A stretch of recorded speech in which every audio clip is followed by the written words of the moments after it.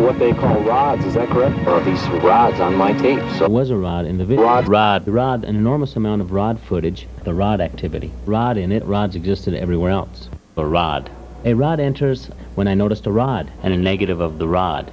Rods, we call them rods, maybe, you know, everywhere. there are objects that are flying around even over Roswell called rods. And we're asking everyone in New Mexico, Texas, Arizona, and people all over the world to film on Christmas Day a 2-hour tape. The more people we have videotaping this phenomena, we can set more of a database. With more and more people out there filming, we may be able to solve the mystery of the rods.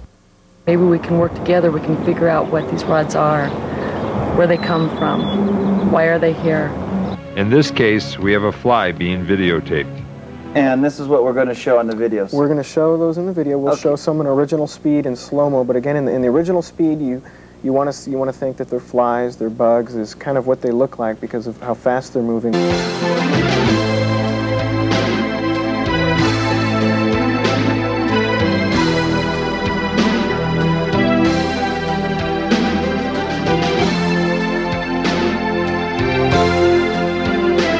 I have to be very sincere. At first glance, I thought they were insects. Logic always tells you it's a bird or a bug. When you compare the rod with a fly or insect shot at a low shutter speed, they do look the same. You want to think that they're flies, they're bugs, is kind of what they look like.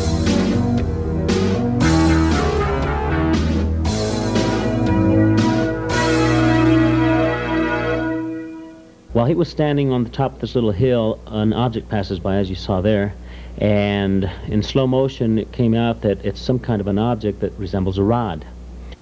I have ruled out that this is a bug traveling real close to the camera. When you do frame-by-frame playback of a video shot at 2,000 to 10,000 shutter speed, the fly or insect will appear as you see it here. A rod, however, shot at the same shutter speed of 2,000 frames per second, still continues to have its elongated length, and there are no wings that suggest it is a bug whatsoever. This is where we separate rods from bugs. You can see the two rods in the background. The rods, half of the rods, scaled the rod. The rods were on the rods were around even in the late 1800s. When you compare the rod, we've been researching rods. With the computer perspectives, we can at least get a ballpark figure on the size of these things.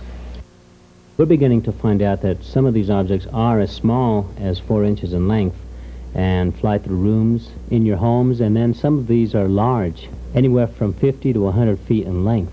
With the velocities they are traveling, it's just incredible that these things haven't been seen before. If you've ever been walking around and you see in your eye peripheral something that passes by, looks like a bird, and then you look and it's not there, you've just witnessed a rod. We have people like Jeff Sanya who's saying all we're doing is filming bugs. So we want to put this matter to rest. We're going to show you what a rod looks like compared to an insect. Okay? And also, Karen's going to walk you through a little tutorial that we put together for you so that you can go out and start filming rods yourself. Here's some basics you need to know in order to film rods. How to prepare to videotape for rods. Always set the correct time and date. It is important that you do not use auto, normal, night, or candlelight recording settings at all. We are showing you the wrong settings for videotaping rods. Lower shutter settings do not allow objects to be videotaped with clarity and detail. People often ask us about skeptics. All I can say is I invite the skeptics to come with us while we videotape. Until this footage was taken, we thought rods only appeared in warmer areas. The rods, a rod. On the rods. The rods. The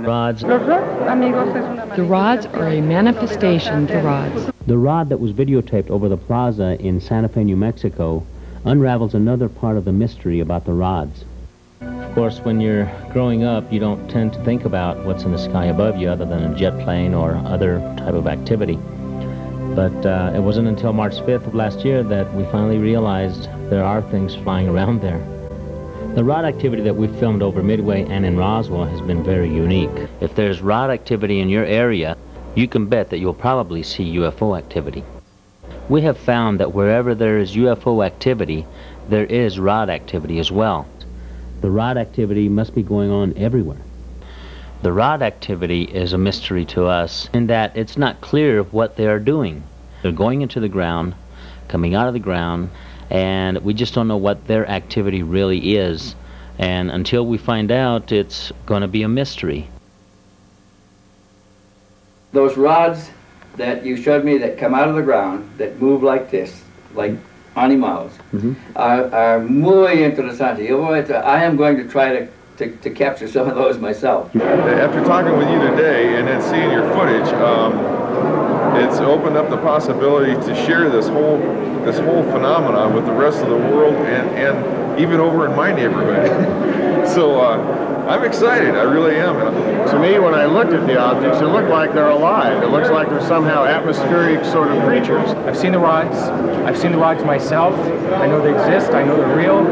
I've had my own photographs of them, although much smaller in size. Always remember, don't get consumed by this. Keep your feet on the ground and food on your table. It's a phenomenon that needs to be studied, and we need to know more about the rods. Perhaps after viewing this video, more and more people will become interested in the phenomena.